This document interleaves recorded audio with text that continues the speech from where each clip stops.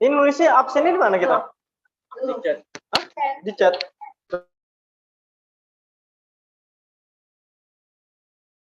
Nanti dulu absen itu.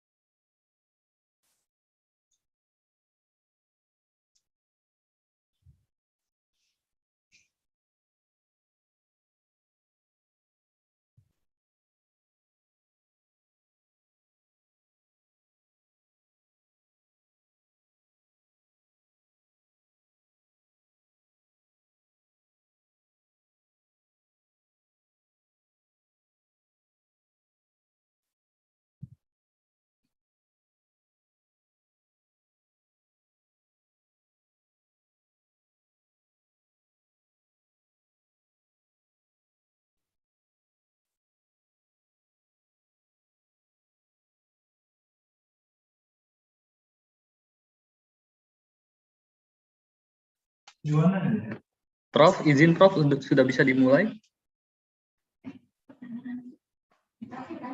Sebentar suara Prof, saya jadi mulai dari ini juga boleh, jadi juga bahasa. Ini gimana di speaker pertama atau? Oke, baik. Silakan mulai. Oke, baik Prof. Excellencies, distinguished guests, participants, ladies and gentlemen, Assalamualaikum warahmatullahi wabarakatuh. Peace be upon you. A very good afternoon to you all. Welcome to the International Seminar of Faculty of Economics and Business, Universitas Bandar Lampung. This second international seminar takes human research and digital technology, entrepreneur in global market as the theme, and this event is part of UBL's Is Natalis. Universitas Bandar Lampung, UBL, is the best private university in South Sumatra, consisting of 4 provinces, South Sumatra, Lampung, Bangka Belitung, and Bengkulu, which is located in Bandar Lampung City, Lampung Province. UBL is managed by Lampung Administration Foundation, led by Dr. Andala Rama Putra Barusman, SEMAEC. Universitas Bandar Lampung, Indonesia is delighted to welcome all participants from all around the globe. As a start of our opening ceremony, we will sing the national anthem of the Republic of Indonesia, Indonesia Raya.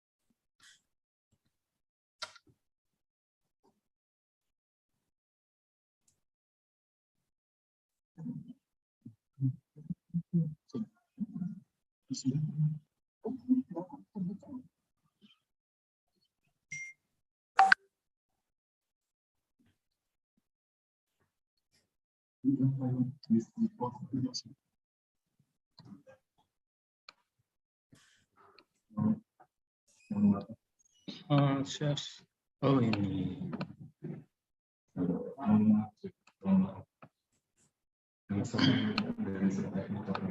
Nggak apa-apa, posisi ini aja. Saya langsung ini aja.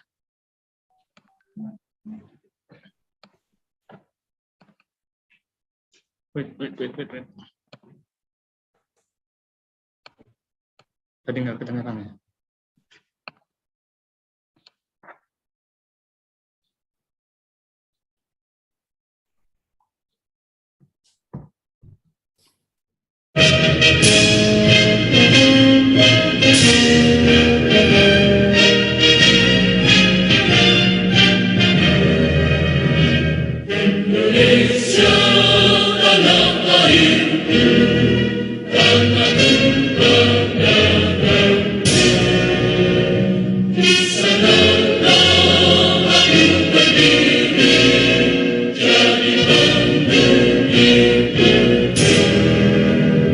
Indonesia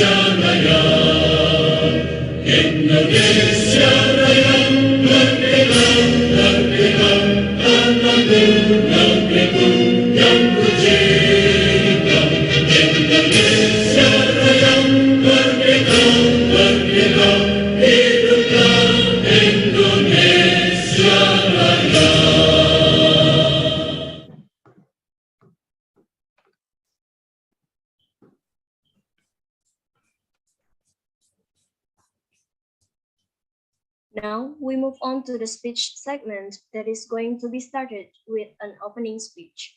Please be invited, Rector of Universitas Bandar Lampung, Professor Dr. Insinyur M. Yusuf S. Barusman, MBA, represented by Dean of Universitas Bandar Lampung, Professor Dr. Iskandar Ali Alam, SEMM.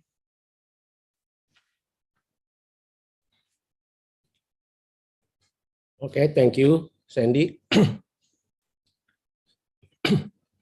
Good afternoon, ladies and gentlemen. Assalamualaikum warahmatullahi wabarakatuh.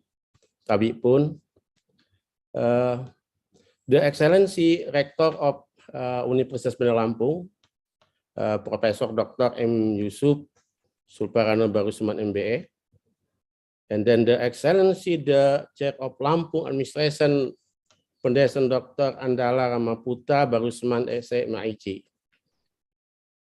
Today, program is read and varied with three respected keynote speakers. The first one, Miss Monica Menon from Singapore. Good afternoon, Miss Monica. Thank you for to here. The second one, Mr. Andoni Purnio Barusman, SMIC from Universitas Bandar Lampung. Good afternoon, Mr. Andoni. Thank you. Good afternoon. The third one, Mr. Dr. Ingrid Ahmad Nuris STMA from Universitas Bandar Lampung. Good afternoon. Mr. Prit, thank you. Thank you to each and every one of you for being here today at this wonderful event. As the Dean of Economic Faculty, it is my great honor to welcome you to this virtual international seminar on human resource and digital technology entrepreneur in global market. I believe that this seminar will become enlightening for all of us here, the lecturer and student specifically. Respected keynote speaker, all lecture and distinguished participants. Finally, by saying Bismillahirrahmanirrahim, allow me to officially open today international seminar. I hope you all enjoyed today knowledge sharing. Thank you very much for your attention. Wassalamualaikum warahmatullahi wabarakatuh. Waalaikumsalam warahmatullahi wabarakatuh. Thank you, Professor Iskandar, for the opening speech. Now I'm going to read the rules for attendees. First, mute your microphone. To keep background noise to a minimum level, make sure you mute your microphone when you're not speaking. Second, be mindful of background noise. When your microphone is not muted, avoid activities that could create additional noise, such as shuffling papers. Third, position your camera properly. If you choose to use a web camera, be sure it is in a stable position and focused at eye level, if possible. Doing so helps create a more direct sense of engagement with other participants. Fourth, limit distractions. You can make it easier to focus on the meeting by turning off notifications, closing or minimizing running apps, and muting your smartphone. Fifth, avoid multitasking. You'll retain the discussion better if you refrain from replying to emails or text messages during the meeting and wait to work on that PowerPoint presentation until the meeting ends. And the last, prepare materials in advance. If you're going to share content during the meeting, make sure you have the files and/or links ready to go before the meeting begins. We are pleased to announce our three keynote speakers. The first is Monica Menon from founder of Wordsworth Institute. Our second speaker, Andoni Fornio Barusman from Universitas Bandar Lampung. And the last speaker, Dr. ENGAR Fritz Ahmad Nuzir, STMA, SEL, IAI, IALI. For the next discussion, will be continued by Dr. MM Rahman, SEMM, as our moderator. Mr. Rahman, the time is yours. Okay, thank you very much, Cindy, for the introduction and welcome. We're currently hosting the event virtually via the Zoom platform, and obviously it is the best thing to see. And of course, we have to be foreign that we have met virtually here due to this pandemic right now being declared as endemic, which is still continuing and must be complying with health protocols. It is an honor for me to be able to guide this event, which held today on 16 March 2022. Assalamualaikum warahmatullahi wabarakatuh. May peace be upon us all today. Good afternoon and good day to all participants. Gratitude and thanks for the blessing that we receive so we can gather here. And we hope that all of you are in the good health and high spirit, so you can pay close attention and following this event until the end of the session. I would like to say an honorable mention to Dr. Anda Hajjah Sri Haryati Barusman, as Chairman of the Board of Lampung Administrative Foundation, and Professor Dr. Ingenieur Yusuf Sukarno Barusman as Rector University of Bandar Lampung, Dr. Andala Ramaputra Barusman as Chairman of Lampung Administrative Foundation, and also as the Director of the University of Bandar Lampung Postgraduate Program. Also to Professor Iskandar Ali Alam as Dean of Faculty of Economics and Business University of Bandar Lampung, that already delivered an exception as a part of this event. And listening to the statement on the opening speech, this is very memorable to us. Thank you, Professor Iskandar. And also to those who help this continuity of this event that I can mention one by one, lecturer, officials, students, and all the participants. Okay, ladies and gentlemen, without further ado, it is the time, and I would like to say to you to welcome to you all to our second international seminar presented by University of Bandar Lampung with the topic Human Resource and Digital Technology Entrepreneur in Global Market. This event are one of the parts from our 50th anniversary University of Bandar Lampung program and Faculty of Economics and Business University of Bandar Lampung. We please invite you all to join as part of learning, sharing, and discuss. And hoping you all can follow this event with the enthusiasm which is giving us positive contribution on this virtual meeting. And of course, this event can facilitate our curiosity about the human resource and digital technology and entrepreneur in global market. Okay, I would like to speak to give a quick overview related to our topic today, that the implication of this new reality on the global situation are significantly related to our topic.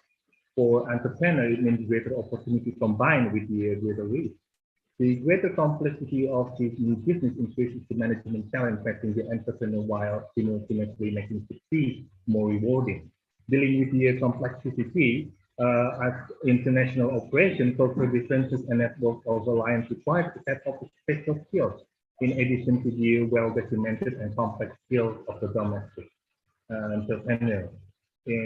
International entrepreneurship, like international management, is really not for everyone, but for those with the right combination of interest, skill, and market knowledge, it opens up exciting new possibilities to create business with international scope and difficult to initiate source of competitive advantage.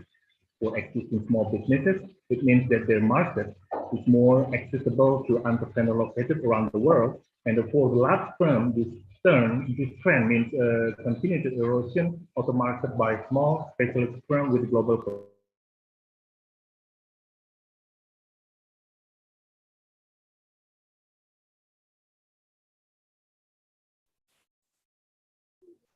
Tuh Pak Emil, nggak ada suaranya tuh. Okay, ada suaranya. So, can you hear me? Ada, good, please. Okay. So yeah, okay.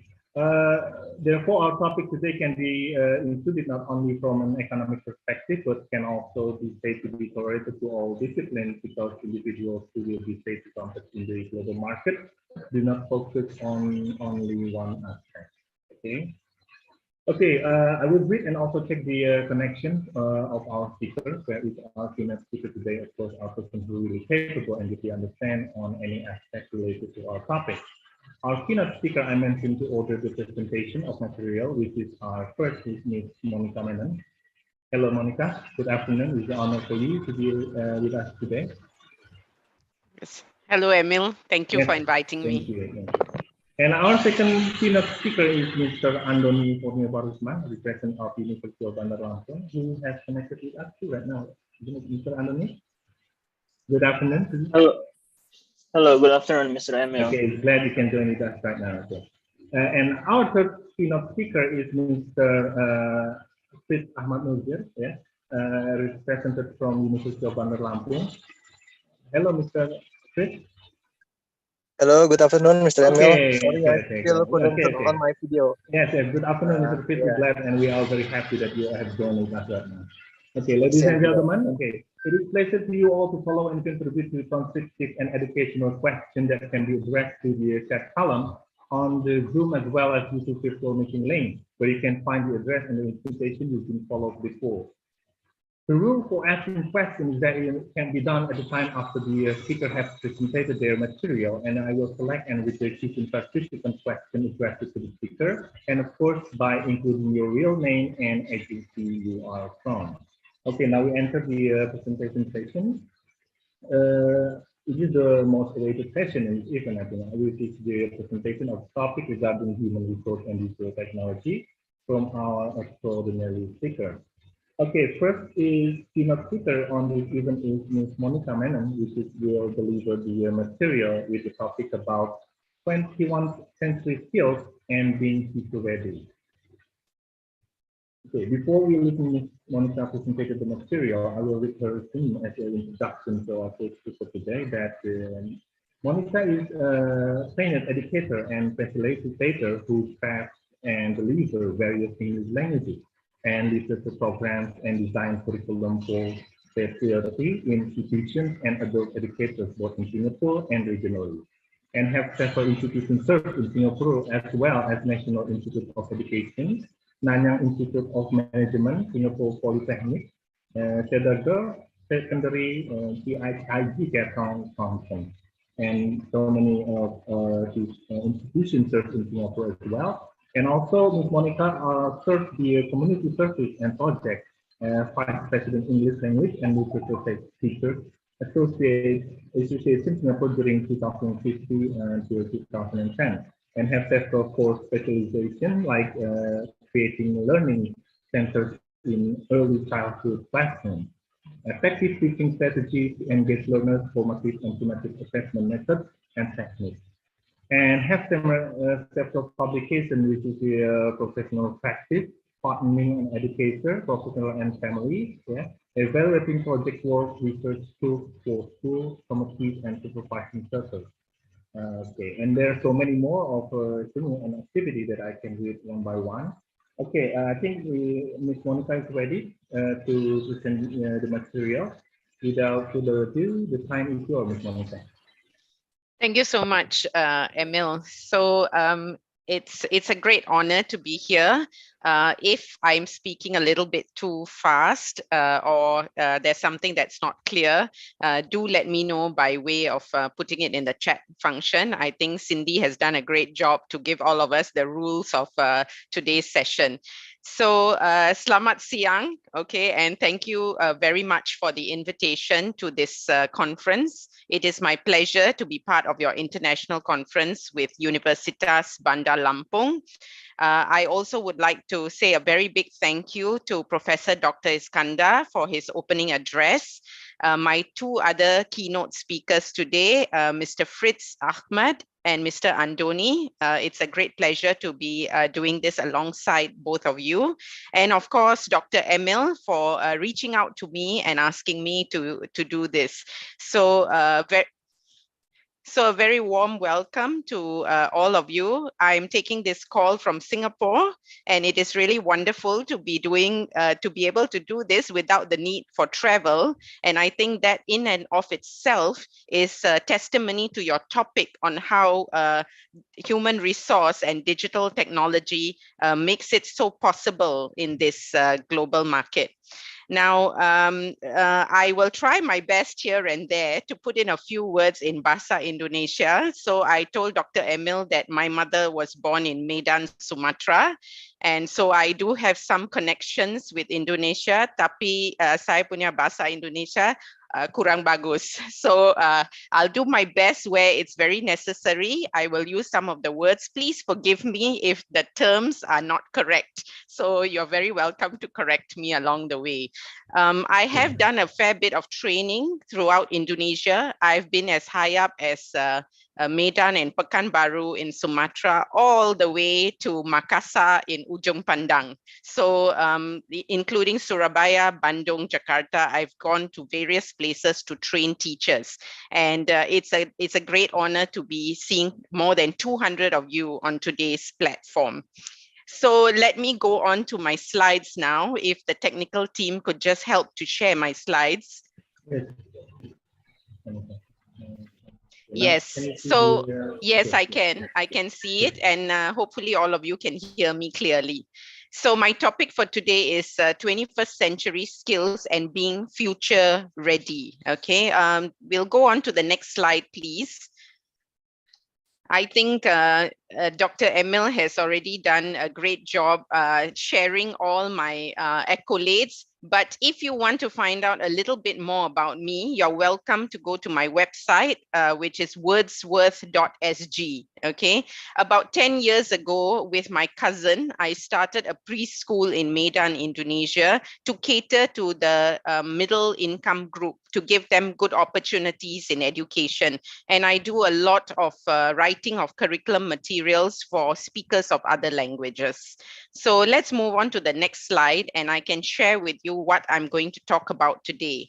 So today, my topic is essentially about making the links. If you are talking about, global learning and entrepreneurs in a global market, essentially, I feel that there are 4 things that are very important. One, of course, is the English language. The second one is 21st century skills. The third one is about being future ready in the digital world. And the last one is about attention span and persuasion.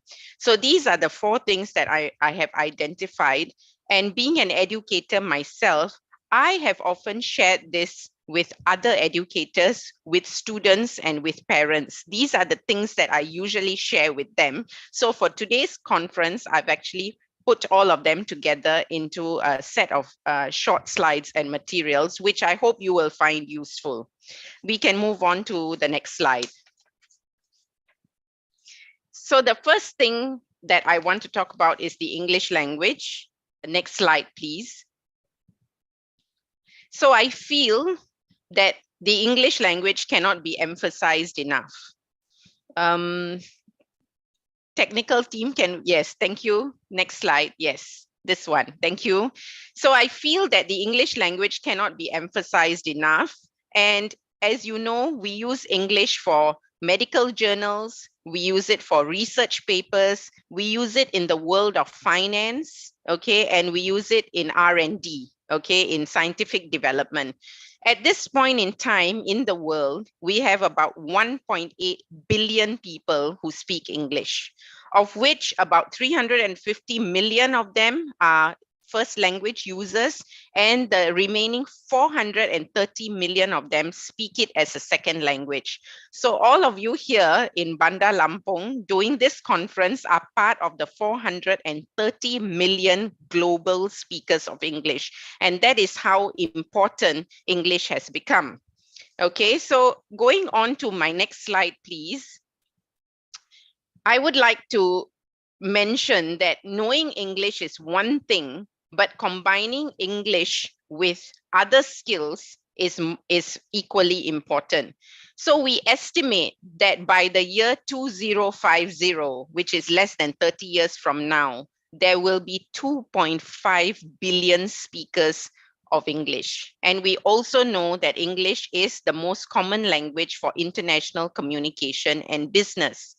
But I would like to ask you, and if you can put into the chat function, I like to make this session interactive for all of you. I would like to ask, besides English language, are there any other skills, 21st century skills, that you students think are important in the world? So what do I mean by 21st century skills? I hope I've got this right. Keterampilan abad 21 or kemampuan. Okay, keterampilan or kemampuan. What are some of the skills that you think are important? Can we have a few people putting it into the chat function? I'll give you a couple of seconds, maybe 15 seconds, please. Let's put down what are some 21st century skills you think are important in today's world. Besides English, what else do you think you need in order to have an added advantage, or to get a job overseas, or to communicate with other people? Anyone? I don't see anything in the chat function yet.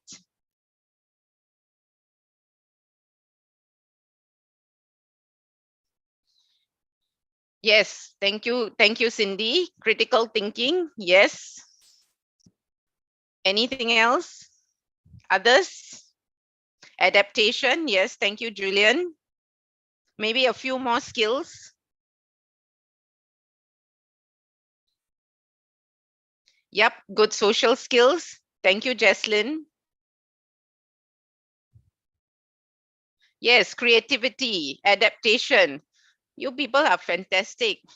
Emil, honestly, they don't need this conference, you know, they're all quite good already. Okay, so let's move on to my next slide. Can we have the next slide, please? Yes, so you are absolutely right. Besides communication and collaboration, which I mentioned along with English language, you have here a whole lot of other skills that are equally important. So you see under living, we have flexibility and adaptability, decision-making, creativity, problem solving, critical thinking. I mean, all these are equally essential if you are looking at a global market. So what I feel is it's important to be a global citizen, or what you would call warga dunia, right? I mean, we are not just a citizen in Indonesia, or me being a citizen in Singapore. We now look at ourselves as being global citizens. And that is where you can say, all right, I mean, I don't need to be seated in Indonesia to be working for a company somewhere else. I mean, I could very well be seated in Jakarta, but doing some work for a company in Kuala Lumpur, or some work for a company in the Middle East, because right now that makes us a citizen of the world. So if we are able to acquire quite a number of these 21st century skills together with the digital world that we live in, I think we've got an added edge or an added advantage. So that brings me now to my next slide, okay, which is about the power of technology. We can move on to, yes, thank you very much. So as you watch this video, I have a short video, it's just a couple of minutes long. I would like you to think about how much technology is being used in our world today, okay, and what are the implications on our society. So I'm going to say that again so that you can take note of it.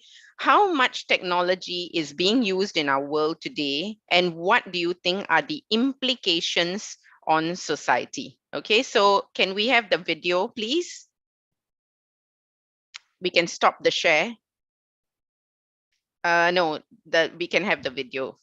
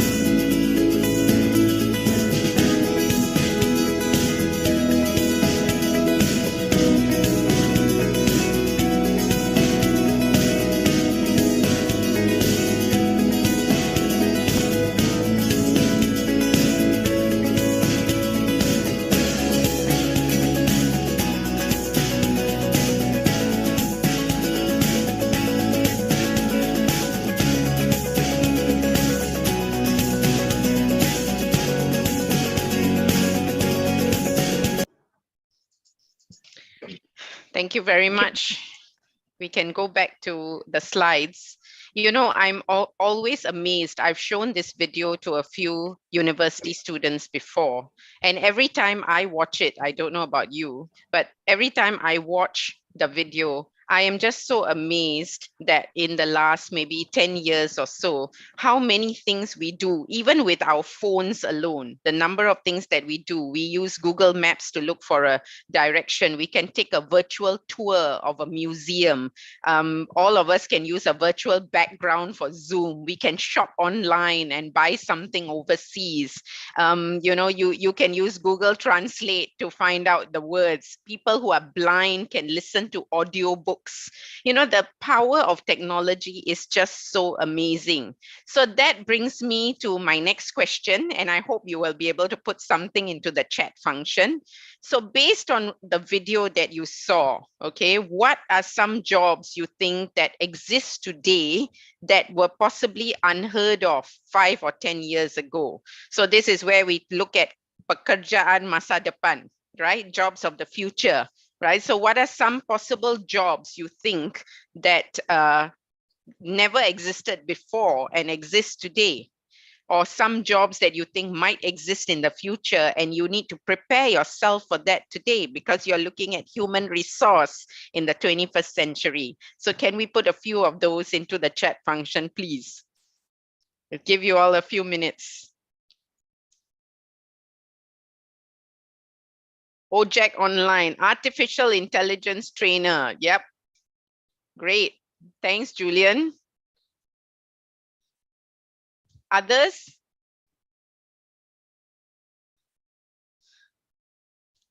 Let's look at a few other possible jobs. I see a lot of people putting their names in there.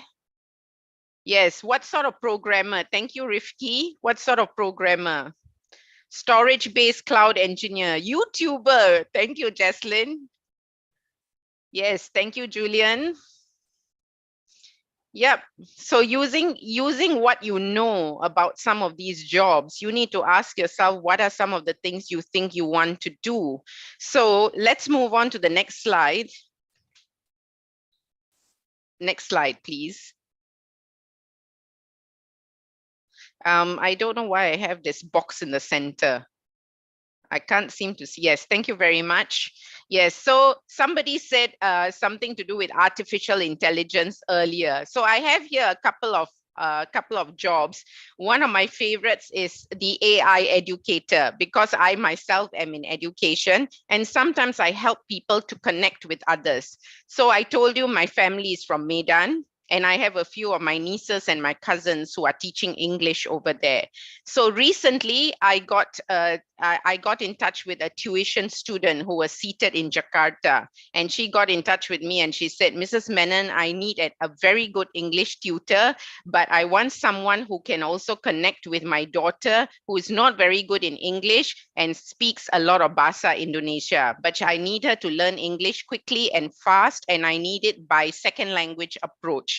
So I contacted my niece who is in Medan and I said, can you tutor this girl on Zoom and do your private tuition on Zoom and use a BRI or BNI bank account to do the transfer for the tuition fees? And it worked.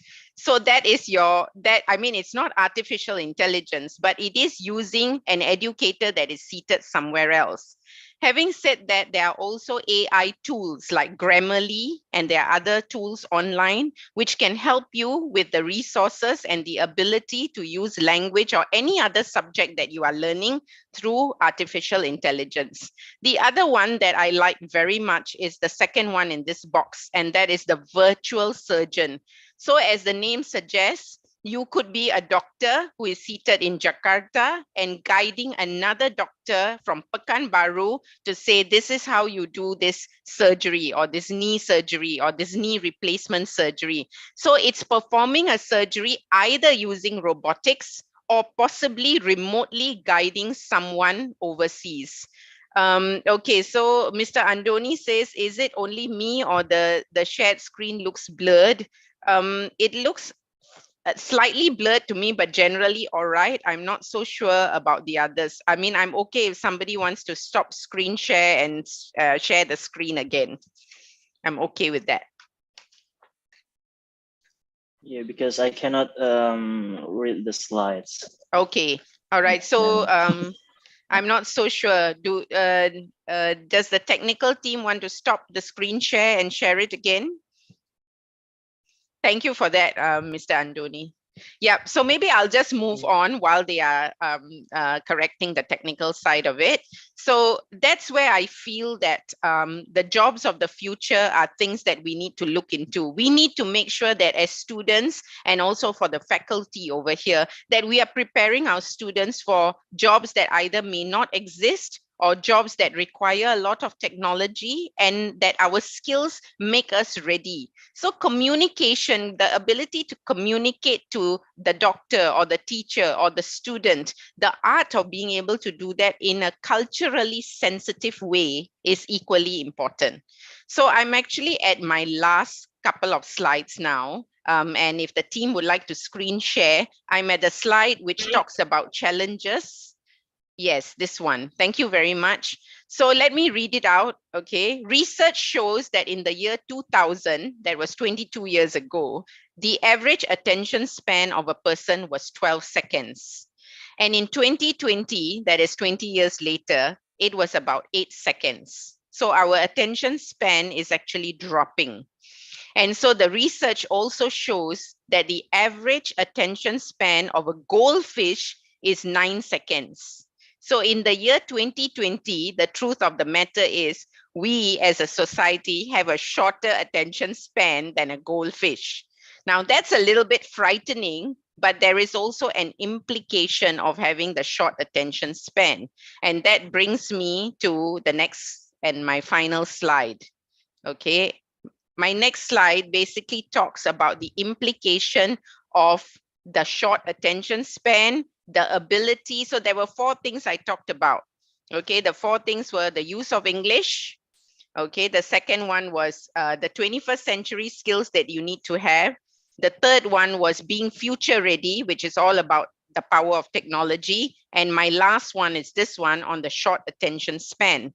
So if you know that people's attention spans are short, whatever you want to sell by way of your idea, your skill, your product, anything, you know that we live in a TikTok generation now. And if you have used TikTok before, or you are someone who wants to produce something on TikTok and sell your idea on TikTok, market your product on TikTok, you have 15 seconds to do it. Now they allow you short spurts of 15 seconds, but essentially you have a very short time to sell what you want to or show off what you want to. So you need to make it digital. You need to make it succinct, which means short and sharp. You need to be persuasive, and you need to use the right language or the right terms in there, even if you're not speaking. So these are the implications for the 21st century. These are the implications to be an entrepreneur in the global market. You want to sell yourself, these are the things to bear in mind. Power of the language, 21st century skills, make it short and sharp, and make it persuasive. Okay, so with that, I actually end my session. I know I was given 20 minutes, so I think it's about right around about now. So we can stop the screen share. And I have told Dr. Emil that I'm quite happy to put in my email address into the chat function. And I do welcome any questions or comments that you may have, because I will be leaving your session in a short while. I'll stay on for a little while, and then I will take my leave. So you can either send your questions to Dr. Emil, or you can email them directly to me. That's fine as well. And as I said, it's been a great pleasure being here. I hope the few things that I've shared with you have been useful. If they have, please do put into the chat function so that I know that you've understood, enjoyed, and there was something of value that you could take away from today's session. So I'll hand you back to the moderator, back to Dr. Emil. Thank you very much. Okay, thank you very much, Ms. Monica, for the very energetic and powerful, inspiring presentation, Ms. Monica. So, ladies and gentlemen, we already hear from our first keynote speaker that we are in a complicated era with today that is change. Every individual who has capability to work will be required to have skills combined with technology. This is, of course, requires guidance from teaching staff who must also have skills such as language and use of friendly technology facilities, so that for the future, all the individuals are required to adapt in developing themselves and be able to support the community with the application of technology that optimize all aspects and compete in global market that open widely without any boundaries.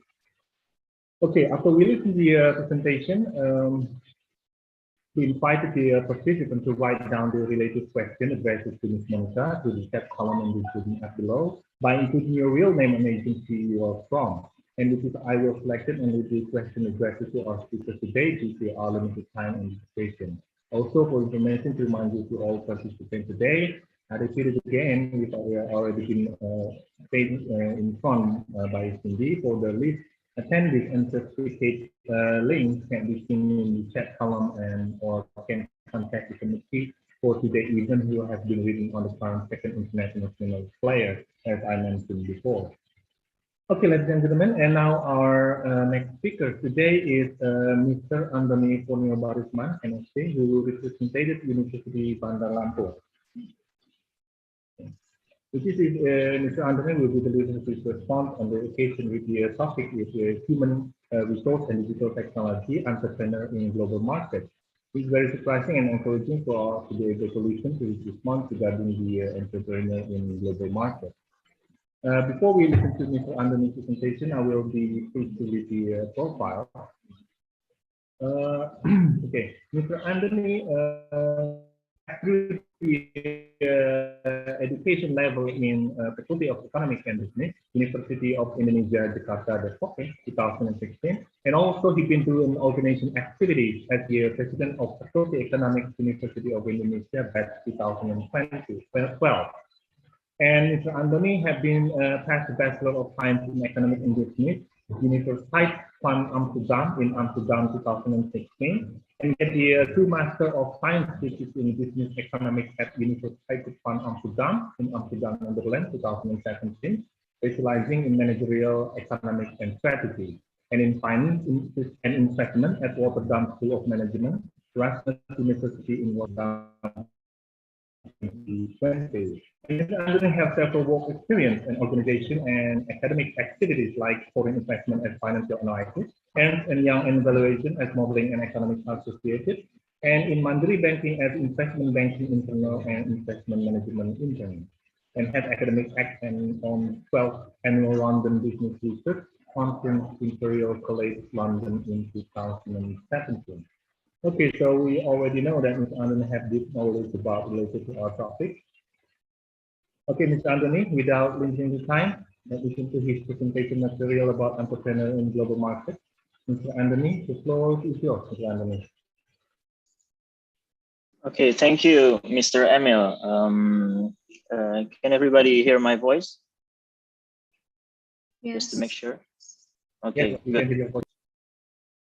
All right. Good afternoon, everyone. And thank you for Universitas Bandar Lampung who organized this international seminar event.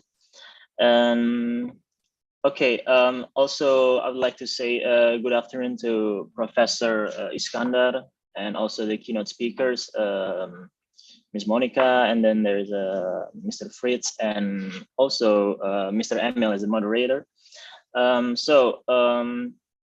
Now I'd like to continue the discussion about today's topic, in which Ms. Monica already delivered a quite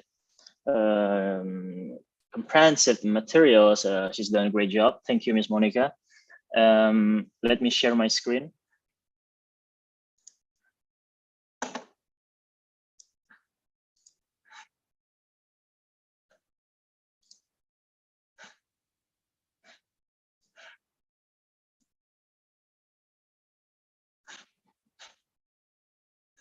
Okay, can everybody see my screen? Yes, you can see your screen right now, Mr. Andoni. Okay, great.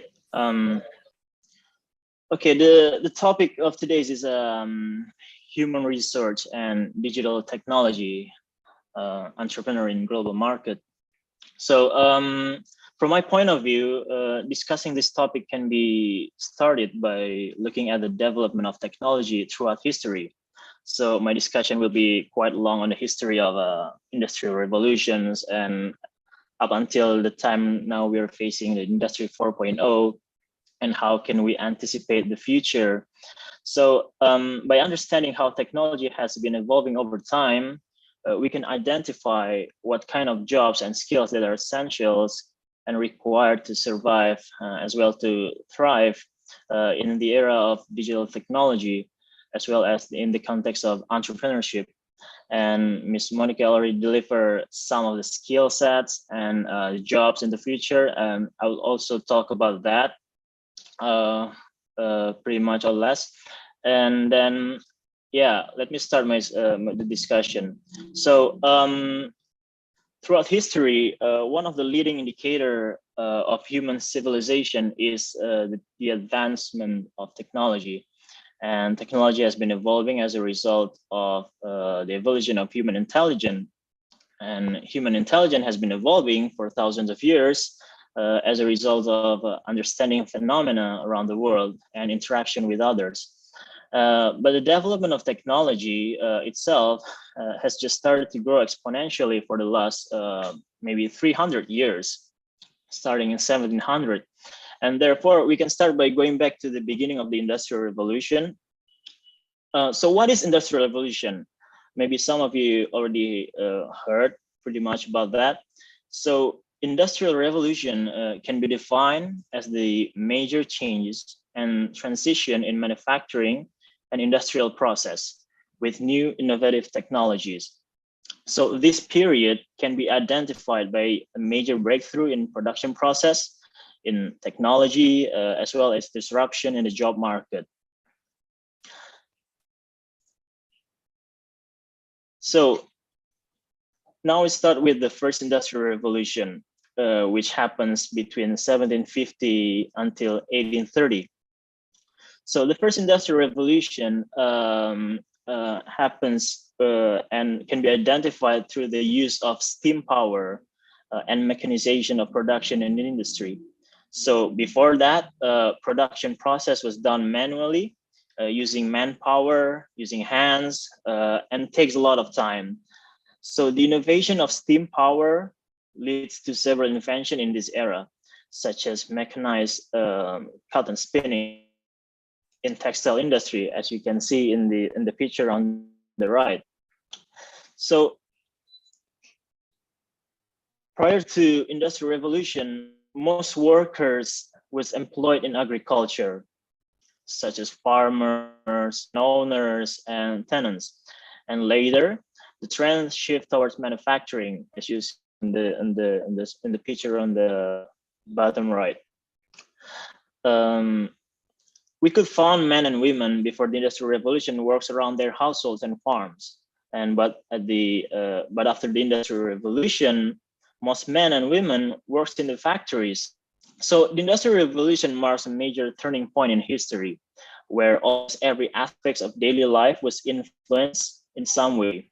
In particular, like average income and population began to show unprecedented sustained growth, which never happened before. So next, we move to the second Industrial Revolution. It happens between 1850 and 1914. So the second Industrial Revolution happens through the discovery of electricity and what we call assembly line production. So many believe that electricity was first discovered by Benjamin Franklin. You see the man on the right, top right. It's also shown in, if you know the US dollar, the 100 cash, it's this person. It's called, his name is Benjamin Franklin. And after he discovered the electricity, many scientists brought inventions like Alessandro Volta, who invented electrical battery, and also Thomas Alva Edison, who invented electric light bulb that up until now we use. So these inventions has changed the world up until today. The second industrial revolution is also widely known as the beginning period of mass production. Many believe that in 1913, Henry Ford introduced the assembly line production on automobile. So Henry Ford is the man who founded the Ford cars. He is the first man who introduced a system, a production process called assembly line in the factory. So beforehand, an entire automobile was assembled in one station. So every step of a production was done in one place by the same laborers. But later, after the introduction of the assembly line, vehicles were produced in partial steps in many stations. So every labor only do one job throughout the process. And it is proven that this assembly line method significantly led to faster production process with significant decrease in cost, which led to more efficiency. And since then, it changed the way cars were manufactured and later to every other industries. And next, we move to the third industrial revolution, which happens between 1940 up until the third industrial revolution is shown by the invention of computers and automated machines using memory programmable controls. And the production lines, in which before were dominated by manpower, were now started to be replaced by automated robots. But still, human inputs were required to automate the process. And during this era, less human intervention was needed in the production stage, making a major shift from low-skilled jobs with productions are handled directly to high-skilled jobs where human involvement is less direct, and new skills such as computer programming and software engineer are needed to make and operate automated machines. And the third industrial revolution is also the time when the internet was invented, and the significant increases in access and flow of information supported by the development of smartphones has speeded up communications and exchange of data in society. And distance is no longer a problem, and people can work and communicate from many places to do the same task. Like today, where most meetings are done virtually by Zoom, like the seminar that we've done today, we've done it remotely from many places around your house or campus. So what we can learn from the previous industrial revolution. So what we can learn is the fact that every series of industrial revolution in the past has changed the way industry worked and how the job shifted. For example, in the first industrial revolutions, what previously every work was done by hand using muscles, but then machines powered by steam was invented and were used in productions. Then the use of machines drastically increased the production in manufacturing, such as textile industry. And then most people shift from working in agriculture and move to manufacturing sector. So it changed the way people work and where they should work. And also for example, in Industry 2.0, it changed the production process through assembly line. Before, each manufacturing was fully done in one station or one place. After that, laborers only work one part of the process. So it changed the way people work. And in Industry 3.0, the emergence of computer and autonomous machines mostly eliminated human intervention in the production process, where human direct intervention in the factory is not necessary anymore. And so people are shifting jobs from manufacturing to service sectors, such as building software and machines and so on. So what can we conclude from this history of industrial revolution is that development of technology and transition industries require people to adapt to change in the way we live and work.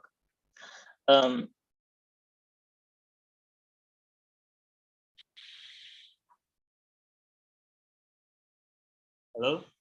Everybody can still hear me? Yes, yes, Yes. but I think there is a connection problem, so we can like really clearly sometimes.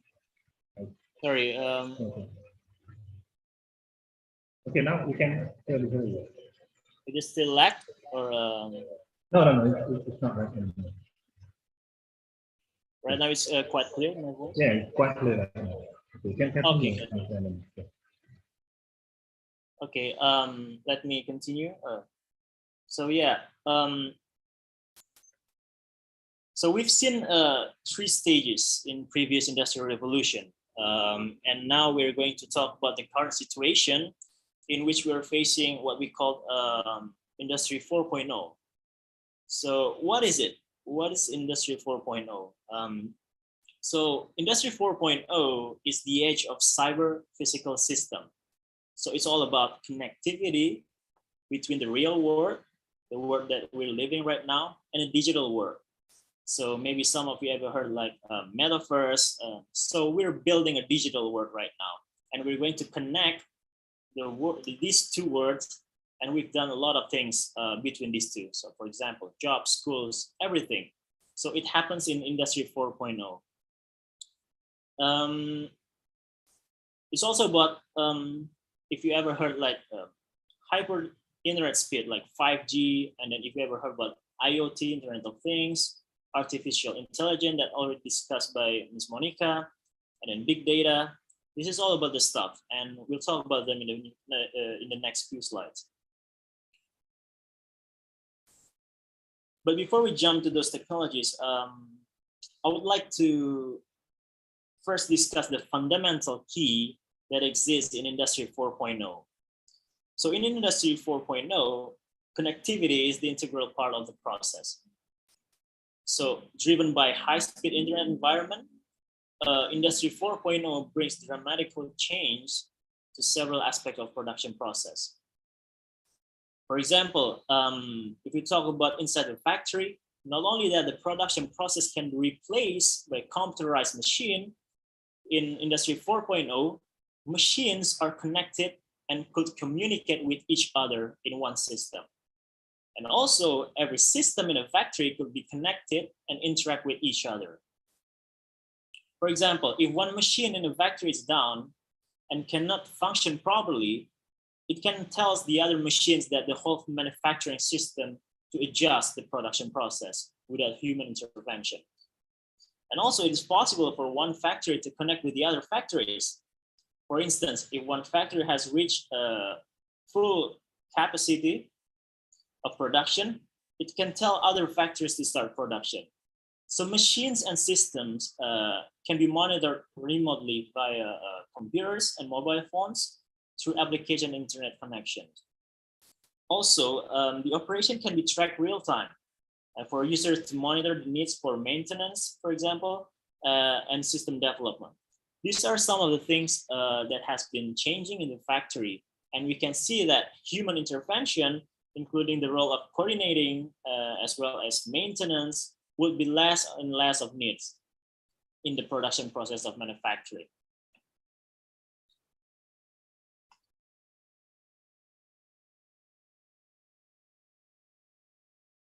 And Industry 4.0 is a new phase in the Industrial Revolution that introduced what we call intelligent networking of machines and process for industry with the help of information and communication technology.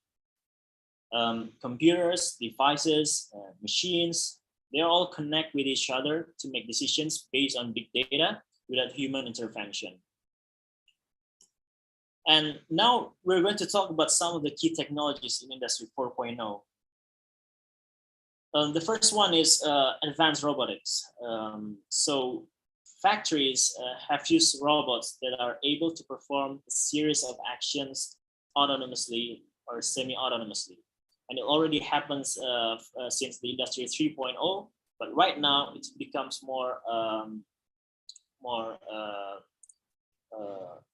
it becomes better and better and smarter. So For example, if you see the picture here, like the Tesla has used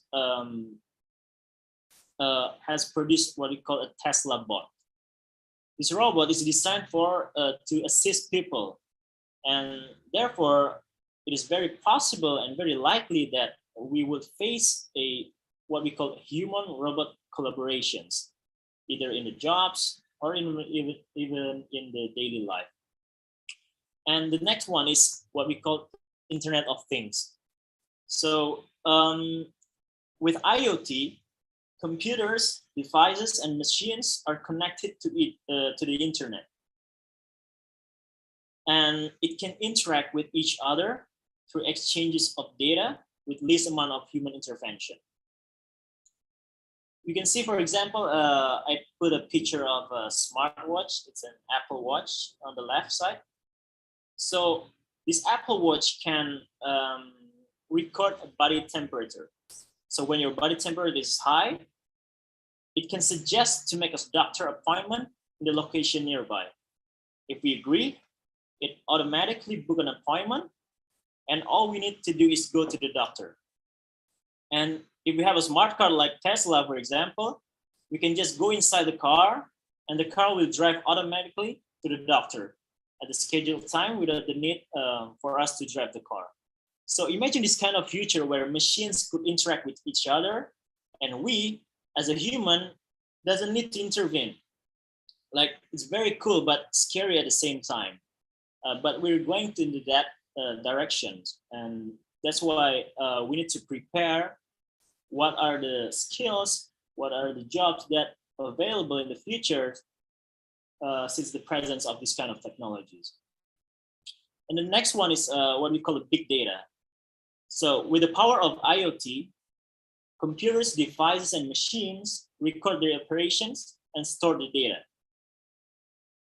The stored data is then used to analyze performance, behavior, and trends that would increase the effectiveness and efficiency of the machines. We actually have experienced this kind of situation in our smartphone. Our smartphone record all of our activity, whether it's social media, reading news, games, and many others. For example, if we're looking at, for example, if you want to buy shoes, and then we open Tokopedia or Shopee, our smartphone track this activity. Then after some times, when we open, for example, our Instagram, many shoes advertising will would pop up in our timeline.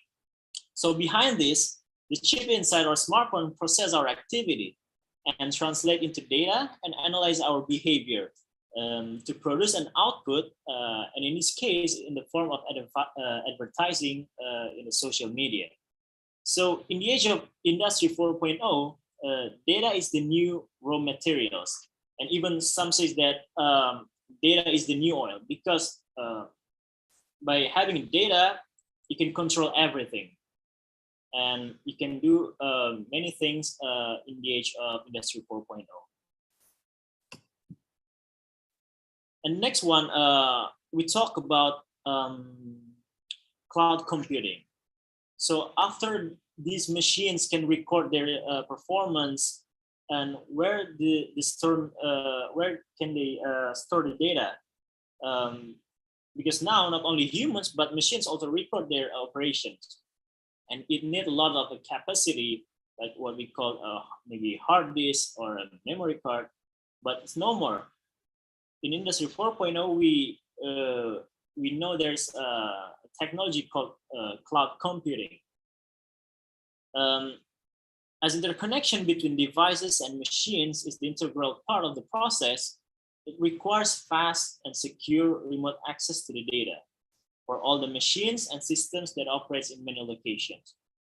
So cloud computing allows for data storage and data sharing remotely without the need of hardware for memory storage. So in the future, it will be unnecessary to bring, for example, a flash disk or memory card or even hard disk, as all of the data can be stored in the cloud. And the last one that I would like to discuss regarding the technologies in Industry 4.0 is that what we call artificial intelligence, which previously has been discussed by Ms. Monica.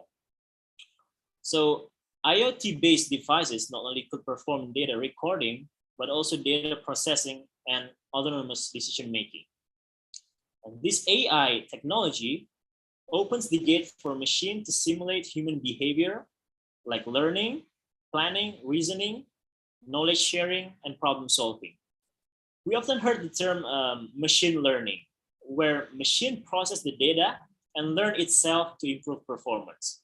So in my view, this technology, what we call artificial intelligence, is the major breakthrough in the Industry 4.0, where technologies not only could replace humans' jobs through automations, but now machine can also make decisions, which previously could only be done by human. So after discussing these key features or key technologies in Industry 4.0, we can summarize all of those innovations in one sentence. I made it by myself, and it's called, it says like this: tasks could be performed autonomously by advanced robotics, supplemented by IoT to connect and collaborate with other machines, powered by artificial intelligence to perform decision-making based on big data that are stored using cloud computing. So if we can summarize all of those technologies in one sentence, it's called like this. So what's the conclusion? There are two. The first one is that most of human roles can be replaced by technology. How scary is that? And the second one is that all of this technological breakthrough led to one direction: integration between physical world and digital world. So after talking about this industrial revolution and Industry 4.0, next I would like to highlight several points regarding how can we survive and thrive in the era of Industry 4.0. And there's a study by McKinsey which highlights several statistics. The first one says that 50% of work activities are technically automatable by adapting current technologies. And it also says that more than 30% of activities are technically automatable in around 6 in 10 jobs. And the last one, it says that 800 million global jobs, including 475 million employees, could be disrupted by automation before 2030. By looking at this study, it is important for us to understand what kind of jobs that needed to be avoided because their existence in the future is questionable in the era of Industry 4.0. And these are the jobs that needs to be avoided. And there are 5 characteristics. The first one is jobs that are repetitive. And then the second one, it has low efficiency, which can be replaced by machine. And the third one, it's simple to automate. And the fourth one is prone to fluctuating demand. So when the demand is high, it requires labor, but when the demand is low, we cannot put labor on it. And it's easier to put machine because at the time it's not operating, it's just stopped. And the fifth one is it has less to no creativity. So some of the jobs that has high chance of disappearing is like, for example, travel agent and also taxi drivers, because we know that in the future, all of the cars can drive autonomously. Store cashiers, we see that most of the supermarket, for example, in Europe and even Indonesia, start to implement what we call self-service cashiers, where we can just scan our goods that we want to purchase and then buy electronically. And also the other one is like fast food cooks, bank teller. We don't need it anymore because we can withdraw and store money using ATM. And also clerical jobs like administrative and legal jobs. These kind of jobs is questionable in the future because their existence is no longer needed and it can be replaced by a machine. So if you want to develop skills, try to look for other kind of skills or other kind of jobs beside those that has this kind of characteristics. And now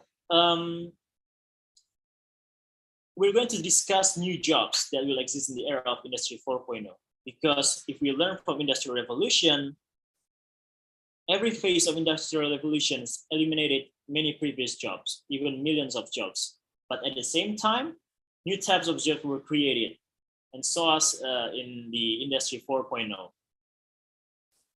And the skills and job opportunities in the era of Industry 4.0 should be centered on the core innovations the Industry 4.0 has given. So it should be around AI, around IoT, around big data, and then around cloud computing and many other things. So, but I'm not going to mention specifically the jobs that will exist, but I want to emphasize the quality of the jobs that are needed in the era of Industry 4.0. So those qualities is the first one is what we call cognitive flexibility. So cognitive flexibility means that we should have an ability to adapt to change and the ability to conceptualize complex multiple ideas. So what we learn in the campus, we cannot guarantee that it will still exist 5 years from now. So what we should learn is that, or what we should develop is the skills that we need to adapt to change. So don't close ourselves to change. And the second one is the creativity. Creativity is something that will not be easy to replicate by technology because technology runs by logic. And so try to think outside the box in solving many problems because it's crucial in many aspects, especially regarding the jobs of the future. The third one is what we call empathy. Empathy is an emotional intelligence built naturally for human. So by having empathy, as well as the ability to collaborate with others, and then what we call, what Ms. Monica has mentioned, excellent communication skills. These are the core capabilities of human. They are not easy to mimic by machine, because like we've seen robots who talk to humans right now. If you grab your phone, you can talk to Siri, you can talk to Google Assistant or Alexa. But no matter how good they can answer our questions, the way they talk is different compared to if we talk with humans, right? So conversation is not easy to mimic by a machine. And it's one of the skills that need to be developed in order to face the future. And the fourth one is critical thinking.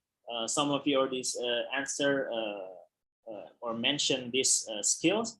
So all the robots and automations might be better than humans in calculation.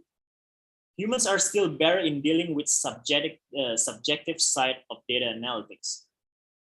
Because at some point, critical decision making is not only based on numbers, but also personal judgment that cannot be explained by numbers. So there's some aspects, some elements that cannot be translated into numbers. And it's only human with their emotional that can, with their emotional aspect that can measure that and put that as a variable to make a decision. And the last one is what we call digital literacy. So as the technology evolves, we need to also evolve in terms of digital skills. Digital skills are necessary for the future. Like digital skills like data visualization, computational intelligence, AI, coding language, those skill sets could be useful in facing the new era of high tech. So to wrap up, the technology is evolving, and so as humanity. The only way to survive is to embrace changes and the ability to adapt. So I think that's all what I want to elaborate regarding the topic of our seminars today.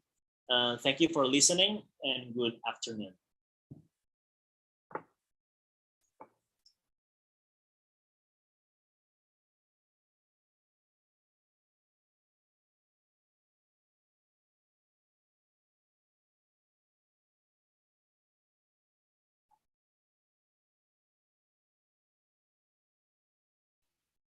Okay, Mr. Anthony, is there anything that I can? No, did you fine?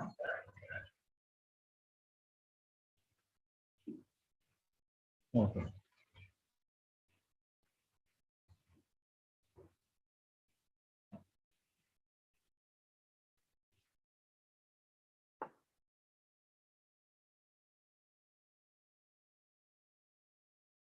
Okay, Mr. Emil, the time is yours. The material is done. Okay, thank you. Okay, thank you very much for the presentation, Mr. Anthony. This giving us update information on our knowledge. So we already hear from Mr. Andani that we are currently implementing the fourth industrial revolution. This is characterized by the application of information and communication technology industry and is also known as Industry 4.0. It built on the development of the first industrial revolution. Production systems that already have computer technology are expanded by the network connection and have a digital chain on the internet space. This allows communication with the facilities and the output of information about themselves. This is the next step of production automation. The network of all systems with the cyber-specific physical production system and the wall smart factory in which production system components and people communicated via network and production is nearly autonomous. Okay, I repeat, after we listen to your presentation, we invite the participants to write down related questions addressed to Mr. Anthony through the chat column below by including the name, agency you are from, and I will select the related question addressed to our speakers due to our limited time in this occasion. I also announce, ladies and gentlemen, for list attendees and certificate link can be seen in chat column and or contact the committee for even who has been writing on the current second international seminar via, as I mentioned before. Okay, now we will immediately continue to the next presentation session with our first keynote speaker is Mr. Fritz Ahmad Mujib, University Bandar Lampung with a topic about human sustainability. Before Mr. Fritz presents his material, allow me to read his question. Mr. Fritz, through the education level at Gajah Mada University, as we know as UGM in Jakarta 2004, and he has earned Master of Art in Landscape Architecture on School in Germany 2007, and get a Doctor of Engineering at the University of Hitachi, Japan in 2016. And Mr. Fritz has several work experience in Institute for Global Environment Strategies, Hitachi, Japan 2019, as a research fellow in 2020. In HKAT, Design and Build as Architect in 2013, in Techno Landscape Design Dubai, Uni Emirates Arab in 2008.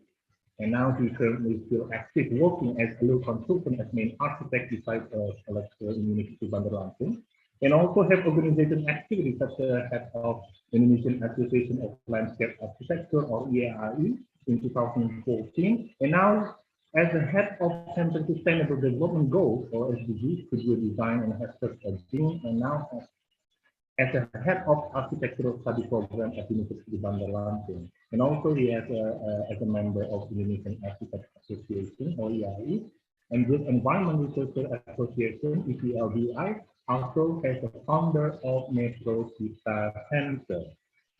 And there are many more outstanding sequences regarding activity of Mr. Fritz, who are mostly engaged in the field of engineering that I can read one by one. Okay, Mr. Fritz, looks like you are ready to deliver your material today. Mr. Fritz? Okay, Mr. Fritz, looks like you're ready to deliver your material? Yeah, sure. Okay, please, Mr. Fritz, take the floor. Okay, thank you very much, Professor Emil. I know that he doesn't like me calling him that, but but actually, I've been studying abroad, so outside Indonesia, all the university students call their lecturer as professor. So you are a professor then. And the real professor here we have Professor Iskandar. Thank you very much, Prof. For the invitation, and I'm very happy to share with you all and to all other professors from the Faculty of Economic and Business, and also the rest of the audience, also the keynote speaker, the other keynote speakers, Mr. Andoni, and also Miss Monica as the first one. I'm going to check first, maybe my voice is okay, right? My connection is okay. Yes, we can hear you clearly, Mr. Chris. Oh, okay. Yeah. Yes. Okay. So let me share with you all my screen. Hang on. Can you see? Yes, My you can screen see right now. your PowerPoint. Okay. Put into the site. Yeah, okay. Please continue, Mr. Chris. Right. Okay. Thank you very much, Mr. Emil. Yeah, let me start my presentation. I know maybe it's now a difficult time for us, especially us in Indonesia. It's quite late in the afternoon, so I hope everyone still have the power to stay with me for maybe another 20 minutes, as Mr. Emil gave me. Yeah, here actually my presentation will not be so structured as the presentation from Mr. Andoni, but it will be more like to share with you some ideas, condition related to these two words, human sustainability. Actually, I'm not so happy with this title, because the topic of our international seminar is very good, and I try to have a very clear idea, but yeah, maybe we can still improve. But anyway, this is just something to share with you all. Human sustainability. Maybe every one of you already familiar with some sustainable issues or some cases related to sustainability, because I'm also going to talk about this kind of perspective. Yeah, since I'm actually currently the head of SDG Center in Universitas Bandar Lampung, and yeah, I think it's very related to our topic in this afternoon. We often heard about sustainable natural resources, right? Now we have to be careful with our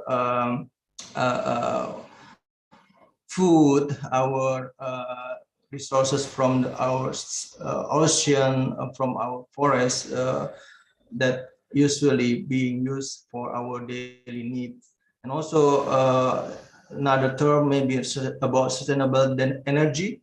We also now discuss about how to create renewable energy beside the fossil fuel based energy, maybe from the water, from the solar panel and wind power, and also from other sources that is more sustainable. And we often also heard about sustainable city, especially in my field on architecture and urban planning. We often discuss about this idea to create a city that can be sustainable, and so we often seeing this kind of images. But now we are going to also share ideas or discuss about the term sustainable human. So this is what we need to kind of think. What is it? What is sustainable human? Is it something like human can be regarded as the same with the trees, should be sustainable, should be renewed and restored, or maybe some kind of superhero, or maybe some kind of robots that Mr. Andoni already shared with us. Will we be are we going to be replaced with robots in the future? So this is the question that I want to start with in this presentation. So human sustainability, well, this is related to, of course, the concept of sustainable development, mentioned by Ms. Brundtland in the 70s. Sustainable development is development that meets the needs of the present without compromising the ability of future generation to meet their own needs. I think all people that often deals with the sustainability already have this in their mind. But what is sustainable generation then, or sustainable human? Are we going to see this kind of human here on the right side, the eternals? Yeah, because maybe you want to think that sustainable meant we can see sustainable as the person or human that can be renewed or can avoid death, for example, and they can be eternal. So this is maybe something we will think about, but of course not. This is only a movie from Marvel Studios, Eternals. Then actually right now us human, the mankind, yeah, as a generation, we could see different type of generation. Mr. Andoni already explained to us about different stage of industry. Actually, or industry revolution. But actually, we can also relate that to different type of generation. Maybe in the top right corner, you can see starting from the traditionalists. Then we have generation of baby boomers, and then we have generation of X or generation X, and then generation Y, and then generation Z. Yeah, these are the common categorization of generation. Don't try to memorize the year or the period, because they are varying. They are very they have different period of generation in every sources, but we can see at least the type or the typical traits or the typical character of each generation. And you can see in the left screen, the left side of the screen, in the US, for example, we have the baby boomers as the most generation with the most power.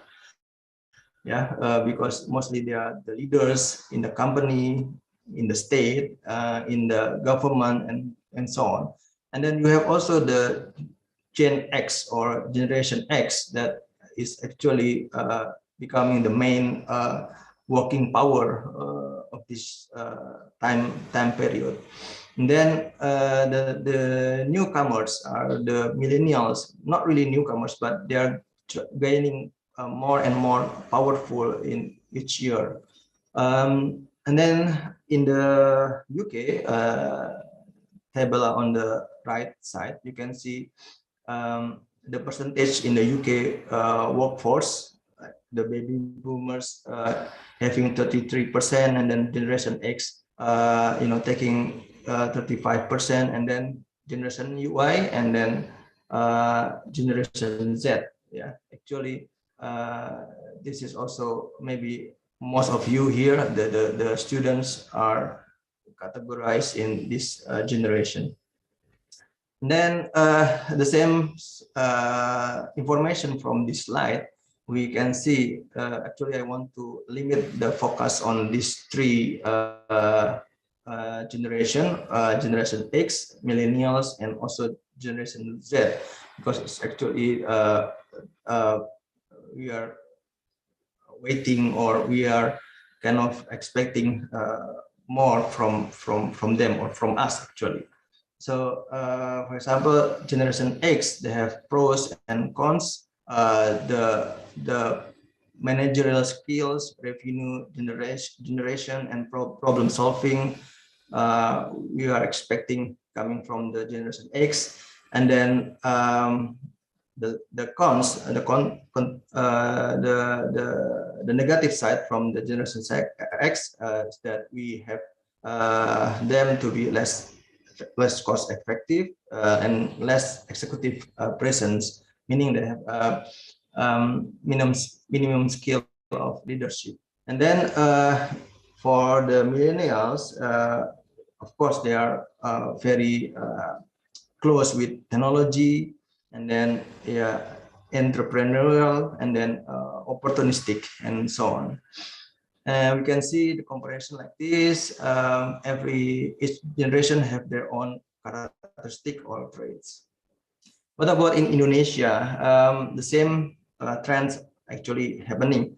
We can see that from the survey of BPS or Bureau of Statistics in 2020, the Generation X, Millennial, and Generation Z is actually dominating the proportion of the human resource in Indonesia.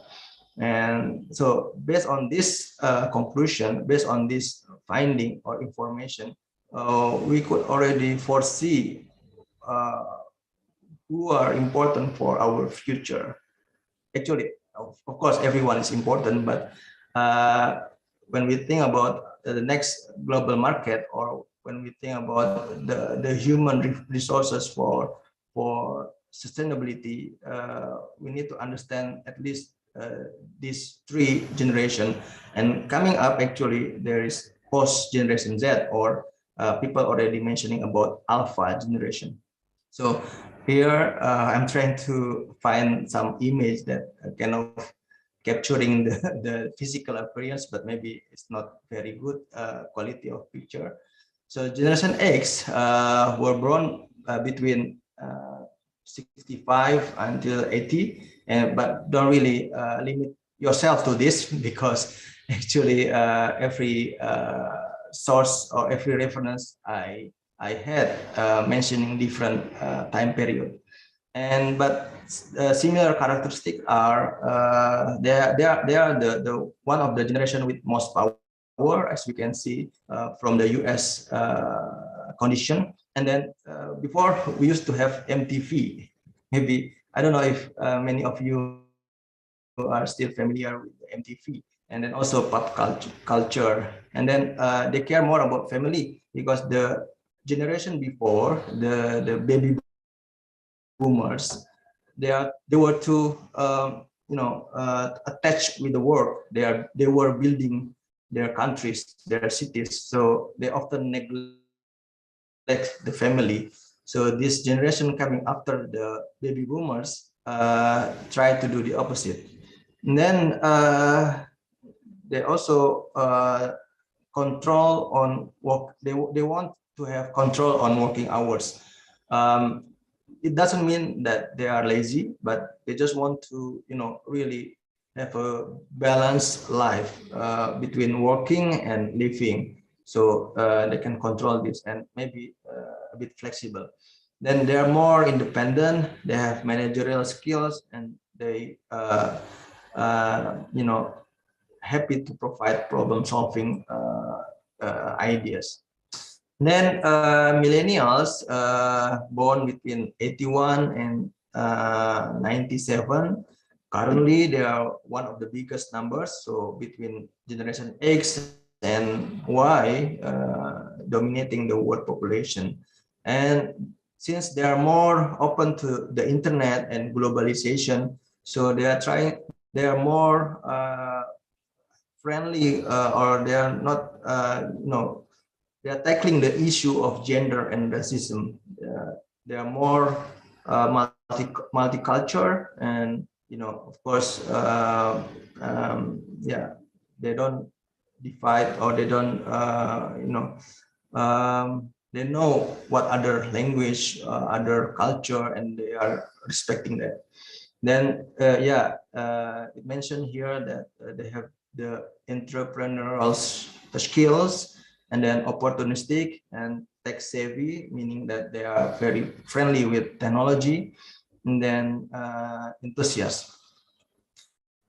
Generation Z coming after that, so 98 until 2010, and we can see that yeah, they were born digital. So as if that when they were born, beside of them, they can already see some digital tools, either that the smartphone of their parents, the parents taking picture of them and sharing to the social media and so on.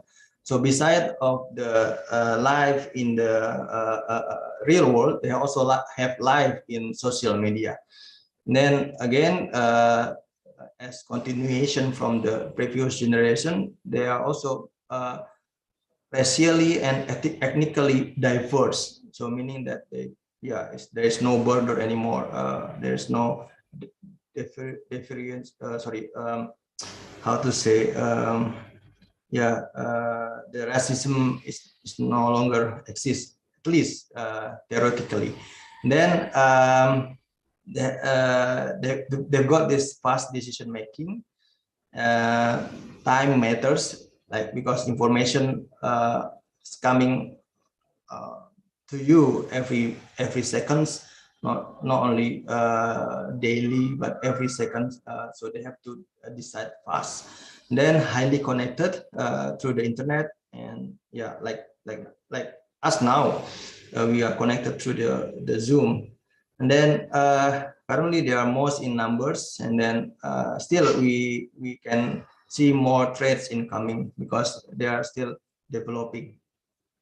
So the next generation, or at least the last generation we discussed, also now facing a very strong challenge from the pandemic, from COVID-19. Yeah, we are starting to have this new way of living or new lifestyle, I would say. We start to wearing masks. At first, we need to be taught, like some people taught us how to do it, how to wear it. We need to teach our children how to wear masks. Then even we needed to have our government to check whether we really wear masks or not on the street, in the markets, and everywhere. We have this kind of condition, maybe 1 or 2 years back, but right now it's becoming already a lifestyle. So even our selfies now, I think there are more selfies with mask rather than selfies without mask. Yeah, the mask came with style and different colors, different pictures, and they are becoming popular to be sold on the street. And look up at this mom, yeah, our mama. They look pretty, and this is what we have right now, a new lifestyle.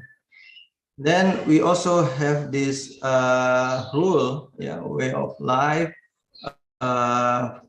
Just one of it was by washing hands, especially when we are in the public area. Then we also, in beginning, we tried to have as many as possible this public hand washing tools everywhere in the city. Then, but right now, it already became habit in the schools, in the tourism destination, tourism place. We have this hand washing tools, and then all people already used to use it before they are doing the activity.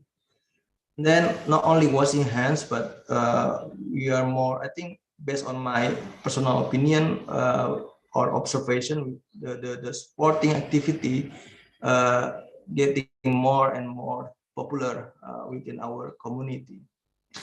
Then in the term of our cities, especially regarding or related to our urban mobility or how to commute when we are inside the city, at first we used to have this condition in Jakarta when there was a lockdown. All the cars, almost all the cars, almost all vehicles, they were gone. Then, yeah, also happening in Bandar Lampung and in other part of Lampung. When we used to have this lockdown situation, yeah, the urban mobility having different kind of view, getting very less. But then also in the local markets, people were trying to have this physical distancing, but I would say that this is rather a concept. Yeah, why this is a concept, I can explain later, because I can show you later, because the current condition, I mean, this is not sustainable. So we used to have this hope that our cities, the environment, the air quality will become better and better since the cars were gone, and then the emission coming from the vehicles were decreasing. So these images taken before and after the lockdown. But then this was just a hope, since recently we have this condition. The left image we have in Lampung, in some beach destination. Yeah, during the New Year, I think the holiday, one of the holidays. Yeah, we have crowded roads again. So many vehicles, so many cars, and then also very recently in Puncak near Jakarta, they have also 12 hours traffic jam to reach people trying to reach the Puncak, and I would say that this is new but old normal, not new normal but old normal. So and this is also happening in our local markets. Yeah, just like before. The only difference is the people wearing masks, and the other things are the same. And yeah, just to show you a bit condition of our cities based on the SDGs report 2019. On the left, on the center we have 2020, and on the right side we have 2021. The two issues stay the same. Like the first one about urban slum, this issue staying the same, nothing changed, no improvement. And also related the public transport, or I call it before as urban mobility, we still have also issue regarding this public transportation. So 3 years with the pandemic, we don't, our city doesn't change. Then new situation also happening in our interaction, especially in the university. We have this online learning, and also in our working, we have working from home using the online tools. Like now we have this seminar using Zoom. But then since everything was done by online, and I mean, we were not really taking appropriate, we were not really adjusted to it, the condition of working without seeing others, without talking with others directly. The most feeling we have, this is based on a survey from the BPS, from the Statistic Bureau. When we stay at home, working from home or studying from home, we feel bored or very bored. So then this is happening. Yeah. And the condition that we have more free time, individual time, and we got bored because we don't see others. Yeah, we are a social being, so we like to see others. So then we met people on these places, on cafe, resto, and so on. And then why this was happening? Because we have lesser school and office time. I mean, the time school and office time here is the formal office and school time, where we have we met people, and then we do our jobs, and we learn in the same place with others. So we have more individual free time, because we can adjust our time, we can control our time. Then in these places, usually compared to our houses, especially the people who live in the remote area, they have, or yeah, it has better internet connection, or at least better table, or better lighting, and so on. So it's better for us to work there, or to study in these places. And then at least they are free, fast, and good coffee, yeah, or good food, something like that. And then regarding, I try to relate to the business side. So we have also this culinary and cafe booming as a response to this condition. So why? Because they are pandemic free. Why they are pandemic free? Because even you are pandemic, even there is a pandemic, you cannot work to you cannot go to the office, or you cannot go to university, but you still need to eat. Yeah, we need to have food. We need to drink something. So this business related to culinary is pandemic free, and especially regarding to this cafe or resto or other culinary forms, they are affordable.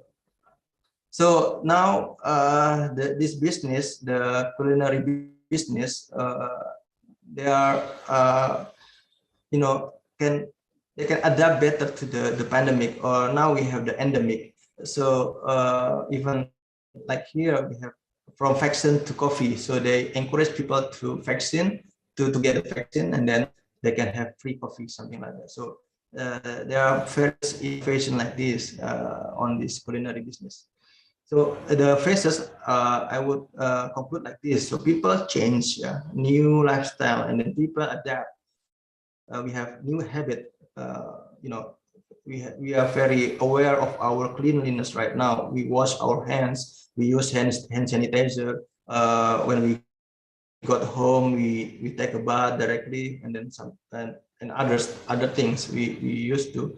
We often do sports right now. We are doing cycling, and then other sports that we like. But the problems with our city actually stay. Yeah, business as usual urbanization, I would say, like something like that. So we still have problems with our cities. And then, but then something we could, we could hope that will improve our life is that creativities matter. We can find this kind of booming of business related to culinary and other things that I would call it citypreneurship. So then I want also to relate to SDGs, especially SDG 8 on decent work and economic growth, where we would promote sustained, inclusive, and sustainable economic growth, full and productive employment, and decent work for all. And we have this situation again from 2020 to the right one in 2021, based on the SDGs report. We still have problem with our economic slowing down, and then especially the tourism is still not really even though, yeah, as I said before in the previous pictures, people are still doing tourism activity. And then but also we have hope that the economic recovery is underway.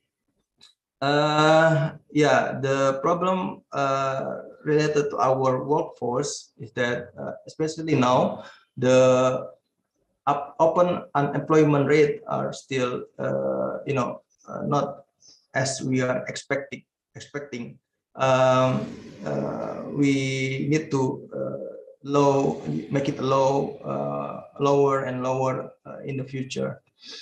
And then, based on this SDGs roadmap, there are some strategies that we could do based on this SDGs approach for our current economic, that we need to have appropriate and inclusive jobs with high added value, for example, with the technology or with the creativity and so on.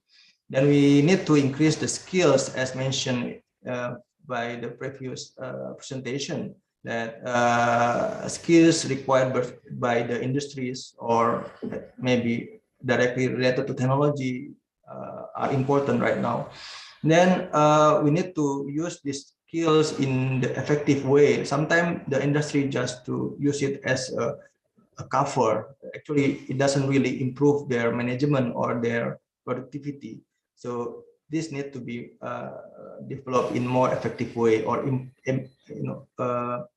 applied in the more effective way. And then again, we need to increase more and more participation of vulnerable groups, women, disabled, youngsters, and others. Then we need to really take care of social security for workers. This is in Indonesian case. So recently I read this book from Mr. Hermawan Kartajaya regarding citizen, or the title is Citizen 4.0. And I think if every one of you can have this book, I would recommend this book, because this is very related to our topic in this afternoon. This is one of the conclusion that I could take from this book on our global marketing. Actually, the same similar with the industrial revolution, we have marketing 1.0, where they were more product oriented. The target is to have a good function, yeah, it's very functional, and then to have enjoyment, to make the customer get enjoyment, and they can enjoy the product. Then marketing 2.0 coming afterwards, and they are more customer centric. They try to understand the customers emotionally, and they want to have the customer get the experience, sorry, not only enjoyment but also experience. Then coming again, marketing 3.0, where they care about human spirit, not only just to sell something, but the customer doesn't feel attached to the business. So they try to create value, for example, social value or religious value. Religious value. So the customer will have engagement rather than only taking advantage of the product. And maybe this is what lacking from the current case with the Binomo. Like they only care about the marketing 1.0 and 2.0 principles, but they forgot to engage with their customers. Beside that, the business was fraud, I think. Then marketing 4.0 right now, or in the future, I think it's going to be last some years later. So it's digital is the main thing, and then time also is very important. And not only try to engage with the people or the customer, they want, or that they are aiming that the customer will also help them, advocate them, and try to sell their product, like endorse their product. That's why we have the netizen, we have the endorsers and so on, getting more and more contribution to our marketing. So time is an important asset. 24 hours operation is a must. You know, you can buy something during the night or during the day. It's very easy, and the shop never close.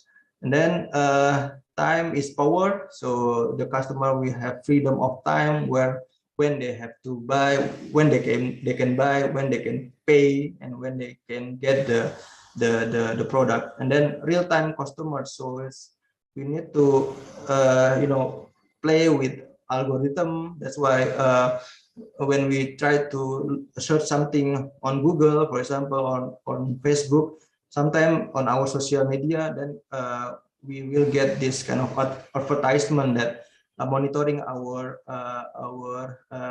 needs or our search before. And then time-based strategies. Yeah, we need to think about whether this product is appropriate for certain time. So Citizen 4.0, this is coming up as the next human resource for our economic. And then as the part of sustainable development, these are also some key competencies that everyone also need to have.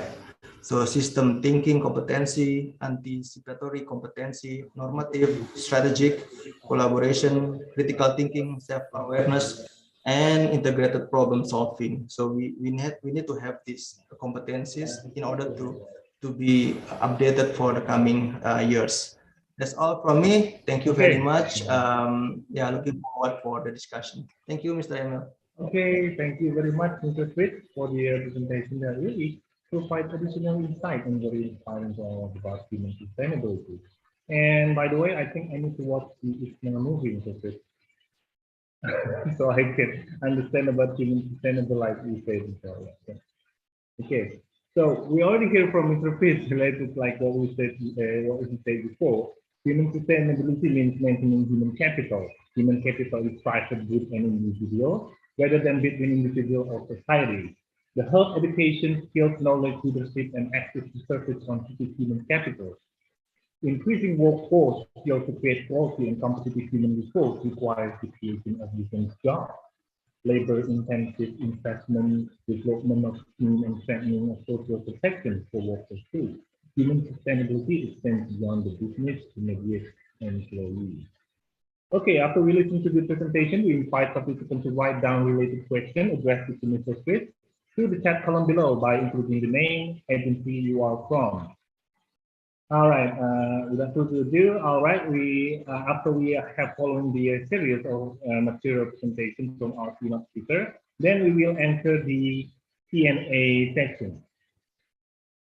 And it's very unfortunate, and please understand that our resource Ms. Monica Menon has to leave us before the event ended because she, I think, has an appointment with another event.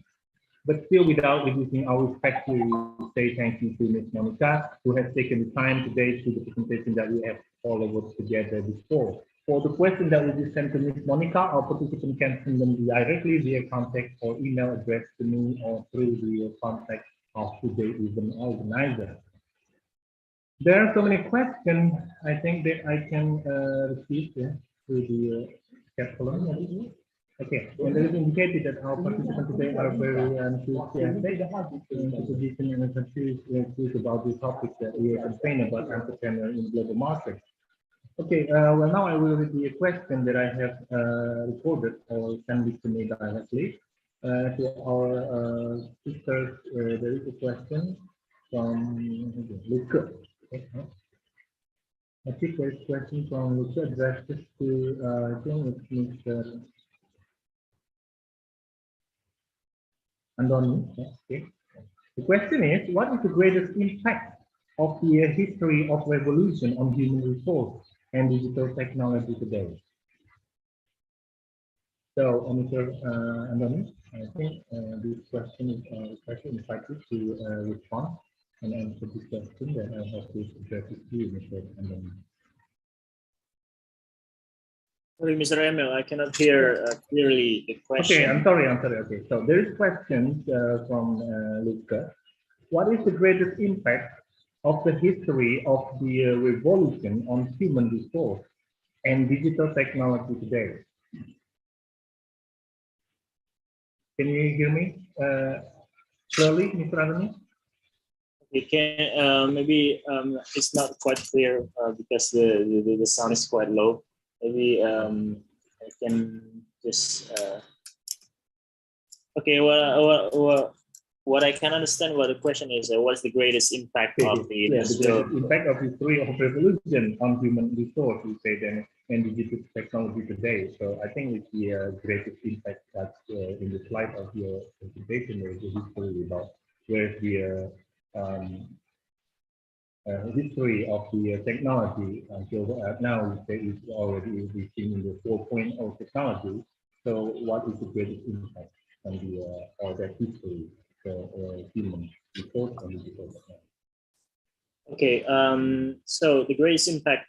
So from what I've mentioned before, that every phase of industrial revolutions has its own uniqueness, and most every phase, every industrial revolution has the greatest impact on job market. So, for example, in Industry 1.0. People which before previously worked as a farmers, now they work in factories. Or in the Industry 2.0, when people works in all parts of the manufacturing, now they only work in certain part of the process. In Industry 3.0, they already integrated with the internet and so on. So I think the greatest impact is that we need to adapt to what skills required for the coming industrial revolution, which is the Industry 4.0. And as I mentioned before, that the most critical skills is that the ability to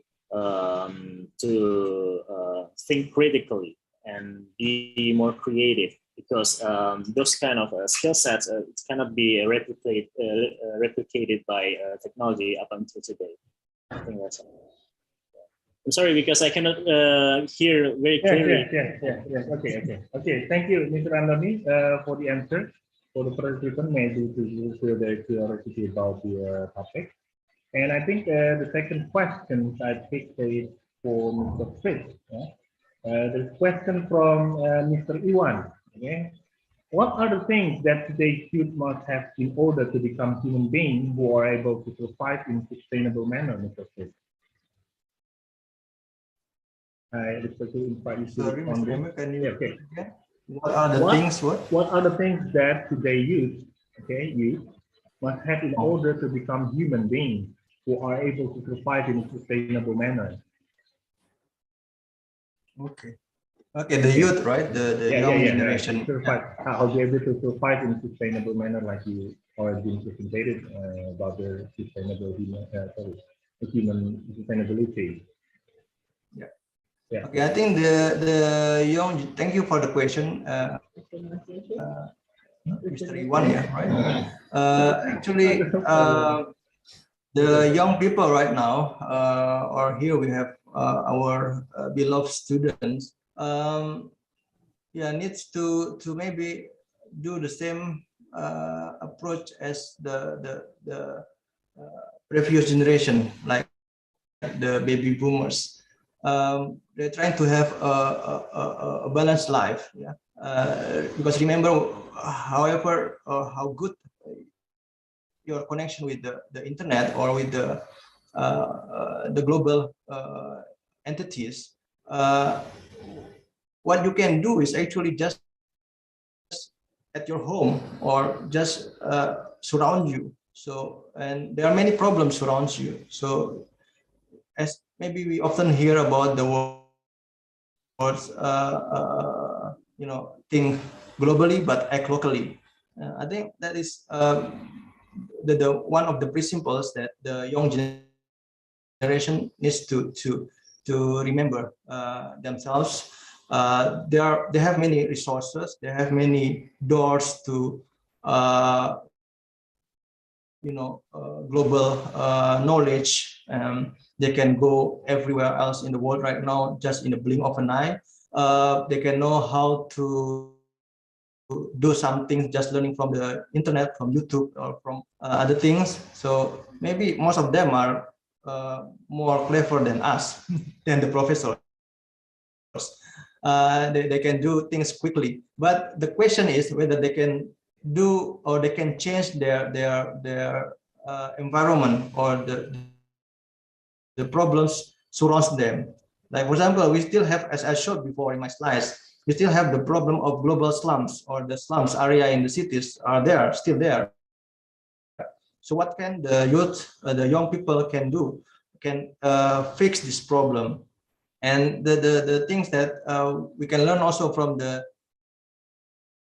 Generation X, for example, they have the spirit of problem solving, because there are many problems at that time. So they feel obliged to solve the problems. So I think the current generation, maybe the generation Y, or Z or Alpha, the coming ones, they need to the challenge is to apply or implement their knowledge, their vast knowledge,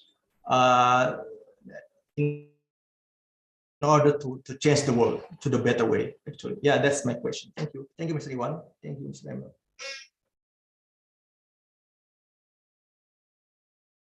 You're still muted, Mr. Emil. Okay, thank you for the answer from our participant, Mr. Fitz. I think I will pick one more question that I will be sending here to Mr. Fritz again. Okay. It says here, okay. This question here that I don't know the name and the name and who. I think it's about the okay. What is the impact of technological progress on social life?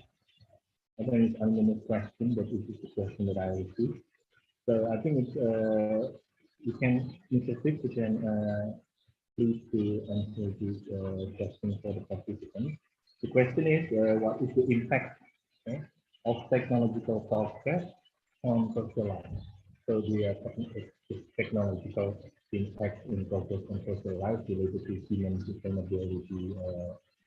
We need to concept, I think, because like we said before, human sustainability needs to concept or adapt technological to competing with the market, global market.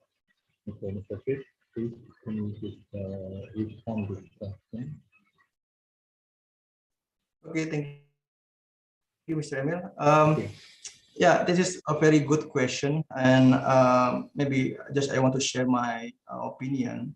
Maybe everyone else here have their own opinion, but based on my opinion and based on what I just presented, yeah, we do have, whether we like or not, we do have the technology right now, and we are getting more and more. We cannot run away from technology right now, and even there are more and more technological-minded ideas coming to our life, such as the metaverse and so on. But just think again that we are human. We are not robots, so we cannot just just try to do things and get the products or get the results. But we also need to. We are social beings, so we need to interact with others, and not just interaction, not just any interaction, but we need to meet directly in person. Why? Because we have these five senses. We have the hearing, we have the seeing, and so on. And we have our sense to touch people, to touch things, and the products. Actually, no matter how virtual the products, at least people need to see, need to touch the product, need to feel the product. So I think yeah, the impact of technology is somehow good and irreversible. We cannot say no to technology, but there should be a limit of fine line between what robots can do and what human can design. Yeah, that's why we have the technology 5.0.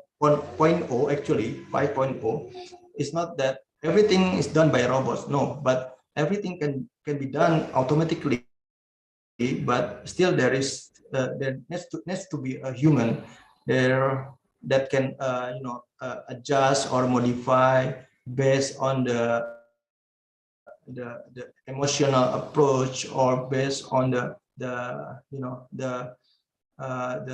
feeling we have, our soul. So this can be really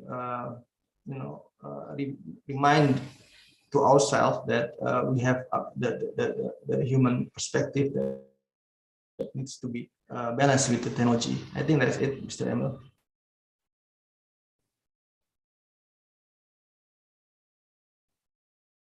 Okay, I'm sorry.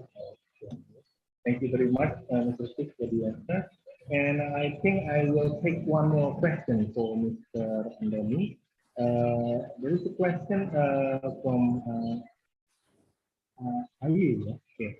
So the question is, how do you think about the technology 4.0 in Indonesia itself already been applied? So how the technology in Indonesia itself to technology 4.0 is already been applied? Mr. Andoni, can you raise the question? Okay. If I can clarify, what's the impact of Industry 4.0? Yes, Industry 4.0 in Indonesia itself. I mean, maybe I can follow through. How about the if Indonesia has already been achieving into the technological 4.0 right now? What's the situation? I think the question will be more detailed. Okay. Right now, Indonesia, in my point of view, is already progressed in the directions of Industry 4.0. But similar to what we've been progressed since our independence, Indonesia is quite famous as a consumption, in the consumption sites. So, for example, if we talk about the development of digital economy, like Gojek or Tokopedia, we have several companies which has a very great market, but the invention itself is just like a derivative or a development for an original idea that has been developed in the, for example, in the first world, like US or Europe. So, and in the several since the several months ago, we already also heard about, like, for example, metaverse. And metaverse is quite a unique technology, because it's if we talk about the digital world, it's quite clear that people are building a digital world right now, not only in the form of data, but in the form of like visualizations. You can use some kind of VR to enter the world. So not only just by reading or processing the data, you can actually feel it. But we don't know yet, because the technology is still is still being developed up until now. But I will say is that Indonesia has a great potential to adopt technology, but what we need to develop more is we should be like the initiator of the technology itself. So we have some kind of a unique values in our culture, and then we need to some kind of translate that into technology. For example, we have a budaya or like gotong royong culture, and how can we translate that into the digital world? Like some kind of we can make a digital society which adapt gotong royong value, some kind of that. So yeah, we're going in the right directions, and then most of the populations now which who are using technology are dominated by Z generations and the Y generations, which are quite tech savvy, as what Mr. Fitz says. So yeah, I think we don't need to be afraid, and we have great potentials, but we just need to open up our eyes and see what potential we have already have. Yeah. All right, thank you very much, Mr. Andoni, for the answer. Okay, as I mentioned before, related to so many questions that need to be answered without releasing my response, maybe each other our speaker will be able to continue to respond to all the questions that cannot be conveyed, if it can be through directly contact with all the keynote speakers today. Okay, ladies and gentlemen, finally we have arrived at the end of the event. We really want to stay together on this occasion, but the time we are also limited and continuing the discussion on this occasion. Let's work with us to the end of the event. Thanks to all of you, especially to our extraordinary keynote speaker, and to all participants who have followed the series of events from the beginning to the end.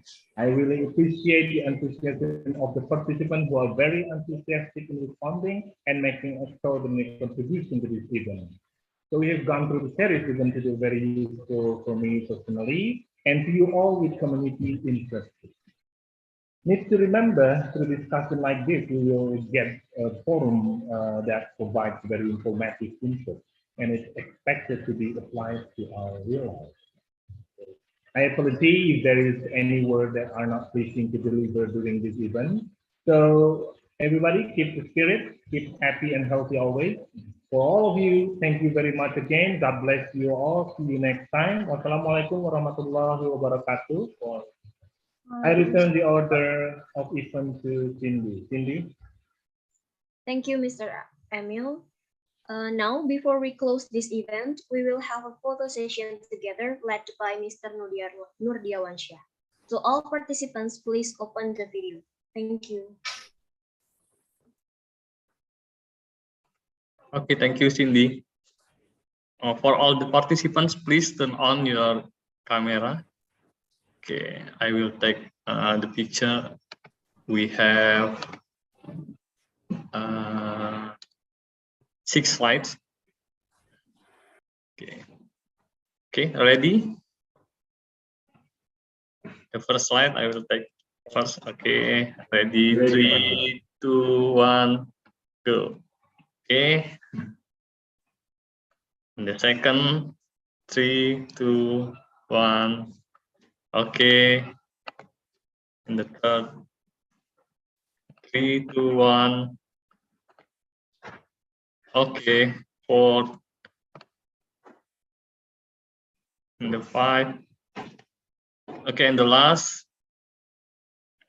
Thank you. Back to Cindy. Thank you, Cindy. Thank you for all the material provided by our astonishing speakers. Hopefully, all of us can take the knowledge as much as possible by joining this workshop. On behalf of the committee, I would like to extend our appreciation to each and every one of you for attending this event. See you on the 3rd International Workshop. Thank you. Bye-bye. Thank you so much, everybody. Thank you, Cindy. Thank you, Mas Andoni, Pak Emil.